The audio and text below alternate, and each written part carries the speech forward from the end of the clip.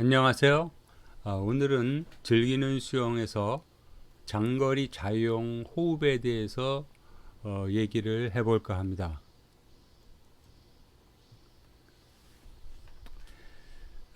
다음 두 가지 이 자유형에서 여러분들은 처음에 어떤 수영을 하고 싶을까요? 1번, 오래 하기는 안 되지만, 즉 장거리 자유형은 안 되지만 25m를 멋지게 가는 자유형. 2번은 폼은 엉성하지만 연속으로 하는 장거리 자유형. 이 두 가지 중에서 저는 2번에 장거리 자유형을 먼저 배우는 게 좋다고 봅니다. 왜냐하면은 폼은 엉성하지만 일단 장거리 수영이 되고 난 다음에 폼은 그 다음에 교정을 하면 되기 때문입니다. 자유형 폼이 멋있게 25m를 멋지게 가지만은 장거리 수영을 할 수가 없어서 수영을 그만두는 사람들을 많이 보았습니다. 그래서 자유형을 배울 때 물과 친해져서 장거리 자유형을 하는 1번이 1차 목표가 되어야 된다고 생각을 합니다.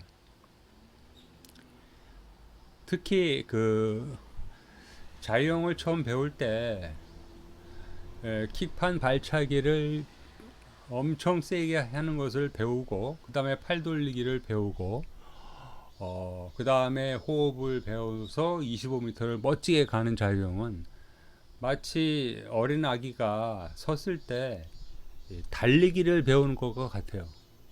아직 걷지도 못하는데 달리기를 먼저 배우는 거죠. 발차기도 최대한 빠르게, 스트로크도 팔 스트로크도 최대한 빠르게, 그런 상태에서 호흡을 얹어 가지고 가면은 사실은 호흡을 안 하고 간 것과 똑같습니다. 호흡이 안 되기 때문에. 그래서 25m를 멋있게 달려간 것 같지만은 사실은 호흡을 빼고 달려간 게 되는 거죠. 그래서 어린 아기들이 처음에 섰을 때 가르쳐야 되는 것은 달리기가 아니라 바로 2번의 폼은 엉성하지만 연속으로 하는 장거리 자유형과 같은 걷기입니다. 걷기. 달리기와 걷기 중에서 당연히 걷기를 먼저 배워야죠. 걷기가 된 다음에 달리기를 배워야 되는 거지. 처음부터 달리기를 배운 다음에 그 다음에 걸으려고 하면은 안 되는 거죠. 왜냐하면은 달릴 때 호흡을 안 하고 달렸기 때문에, 호흡을 안 한 달리기를 배운 상태에서 걷기가 될 수가 없는 거죠.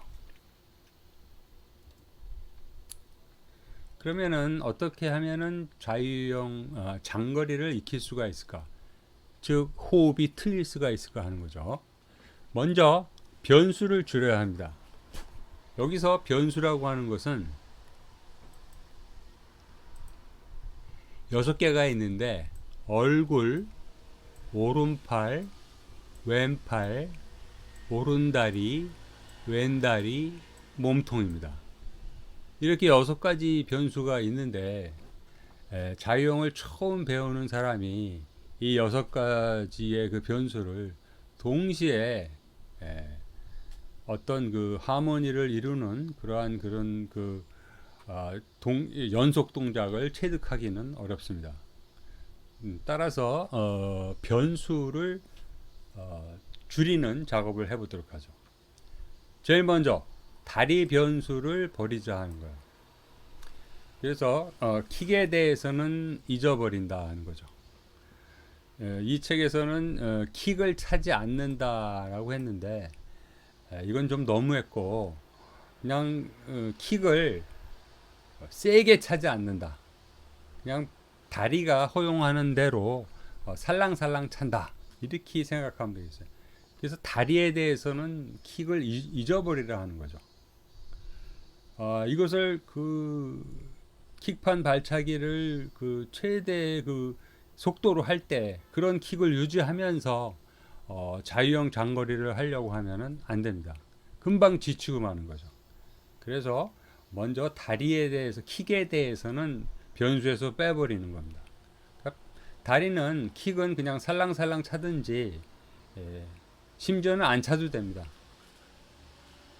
다리에 킥을 차지 않아도 앞으로 전진하는 데는 사실은 큰 무리는 없어요. 근데 그렇게 하는 것보다는 살랑살랑 찬다. 이렇게 지금 일단 그 변수를 줄이기 위해서 그렇게 지금 킥을 차지 않는 것, 살랑살랑 차는 것으로 그렇게 정해 보겠습니다.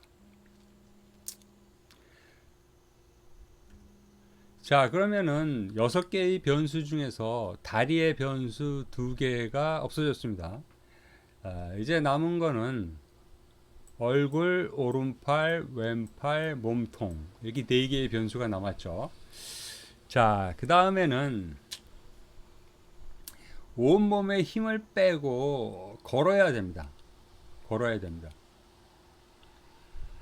사람들이 그 최고 속도 100m 달리기를 하면은 100m만 가면은 지쳐서 더 이상 못 뛰죠. 그렇지만 걷기는 10km를 걸어도 걷기가 가능합니다. 즉 100m의 100배죠. 10배면 1km니까요. 이 100배의 그 거리도 갈 수가 있는데 단 걸어야 갈 수가 있는 거죠. 빠른 속도로 10km를 최대 속도로 달려서 가는 사람은 아마도 없을 겁니다. 자, 그 다음에 6개의 변수 중에서 팔의 스트로크는 어떻게 해야 될까요? 이것도 역시 그냥 적당한 힘으로 돌린다 하는 거죠. 우리가 그 수영장에서 그 강습을 받을 때 팔의 스트로크는 뭐 S자 스트로크 또는 직선으로 하는 일자 스트로크 이런 것들이 있습니다만은 그 상관없어요. 그냥 아무 스트로크나 그냥 팔의 스트로크는 별로 중요하지 않아요. 그냥 앞으로 당겨주면 되는 거죠. 마치 노젓듯이. 그렇게 그 팔 스트로크도 역시 힘을 뺀 상태에서 해주면 됩니다.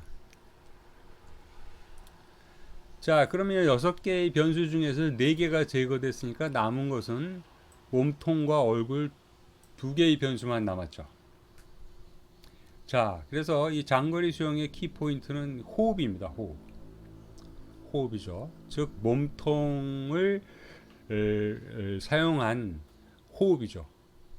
몸통의 롤링을 사용한 구르기를 사용한 호흡입니다. 이 몸통은 이와 같이 그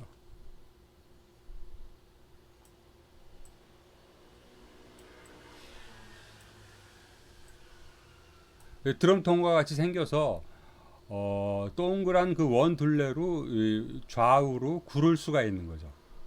그래서 이 어깨부터 엉덩이까지의 몸통을 사용해서 오른쪽 왼쪽으로 롤링하는 것이 연속 수영의 장거리 수영의 포인트입니다. 이러한 그 드럼통 또는 방망이 만두피를 만들 때 사용하는 방망이 밀가루 반죽한 것을 문지르죠. 방망이로. 그것이 바로 롤링입니다. 그래서 오른쪽으로 구르고 왼쪽으로 구르고 그래서 이렇게 오른쪽 왼쪽으로 구르면서 롤링을 함으로써 그 얼굴과 몸통 2개를 그 회전시키면서 호흡을 할 수가 있게 되는 겁니다. 이런 걸 집에서 그 해볼 수 있는 그 방법을 연습할 수 있는 방법을 한번 소개해 보도록 하죠. 침대를 사용해서 그 롤링 연습을 하는 건데요. 침대의 높이는 너무 높으면 안 됩니다. 한 40cm 정도. 팔로 방 바닥을 밀 수 있을 높이 정도가 돼야 돼요. 너무 높은 침대는 팔을 사용해서 방바닥을 밀 수가 없으니까 안 됩니다. 그래서 1번 침대에 엎드린다. 그리고 2번은 얼굴부터 가슴과 팔까지는 침대 가장자리 바깥으로 나오게 즉 자유스럽게 움직일 수가 있어야 된다는 거죠. 그래서 얼굴과 팔을 자유롭게 움직일 수가 있을 정도로 어깨까지 침대 바깥으로 나와야 됩니다. 자, 그런 다음에 손으로 방바닥을 한 번씩 밀면서 롤링 연습을 하는 거죠. 4번 먼저 왼손으로 방바닥을 밀면서 왼손으로 방바닥을 미니까 당연히 왼쪽 어깨가 하늘 방향으로 가는 거죠. 이때가 그 호흡으로 말하면 하는 겁니다.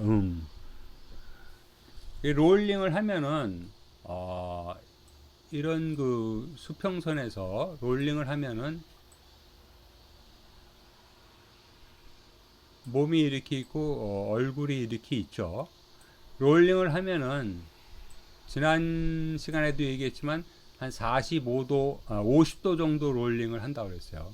이렇게 이런 상태가 되니까 입은 여기에 있다가 위치가 요 정도에 오게 됩니다. 요 정도. 아직도 물 안에 잠겨 있죠, 그죠? 이것이 이제 그 오른쪽 롤링이고, 왼쪽 롤링을 할 때 하면서 코로 공기를 서서히 내쉬는 거죠. 5번. 이번에는 오른손으로 방바닥을 밀면서 오른쪽 어깨가 하늘 방향으로 가는 거예요. 바로 이 그림이죠. 이와 같이 오른쪽 어깨가 하늘 방향으로 회전되는 거죠. 이때 한 50도 정도 회전시킨다고 했어요. 그 다음에 얼굴을 살짝 오른쪽으로 45도 정도 회전시키면은 입이 요 정도에 와 있다가 요 정도까지 올라갑니다. 물 바깥으로 살짝 나왔죠. 여기가 물의 표면이니까. 그럴 때 요 타이밍을 이용해서 그 호흡을 하는 겁니다. 그리고 이때는 파 하면서 세게 들이키는데 폐의 70%만 채운다. 그 다음에 머리를 들지 않도록 노력한다. 그래서 이 4번하고 5번을 반복하면서 롤링 연습을 하는 겁니다. 이때 왼쪽 오른쪽 롤링을 할 때 왼손으로 방바닥을 밀 때 이 몸통하고 엉덩이가 같이 회전을 하는 겁니다. 그래서 이 고관절의 오른쪽 부분이 이 침대에 이렇게 닿는 것을 느껴야 돼요. 물론 반대로 5번 이번에는 오른손으로 방바닥을 밀 때는 고관절의 왼쪽 끝이 방바닥에 이렇게 닿는 것을 느낄 정도로 엉덩이도 같이 회전을 롤링을 해야 된다는 것을 얘기하는 겁니다.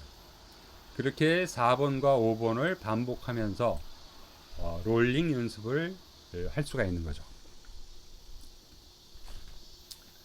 자, 이제 수영장에 가서 연습을 해보죠. 킥은 살살 찬다 하는 거죠.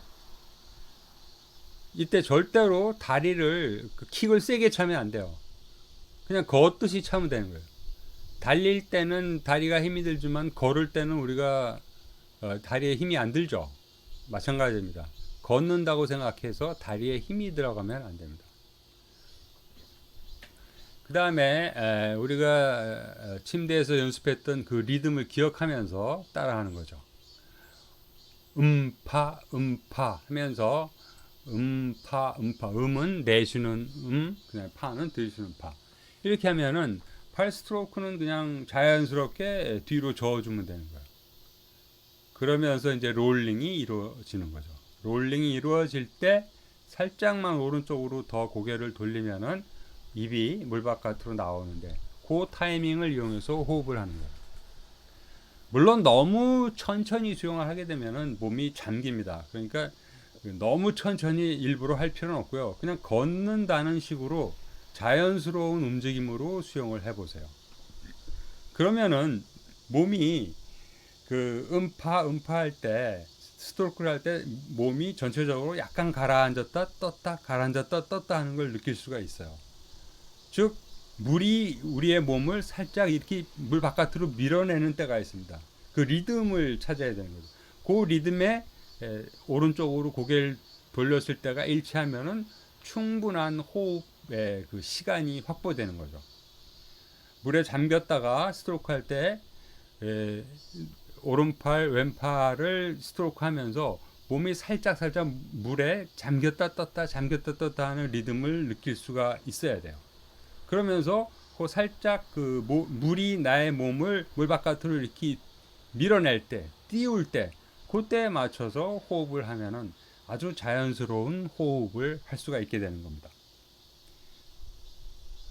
이상으로 장거리 자유형 호흡에 대한 이야기를 마치도록 하겠습니다.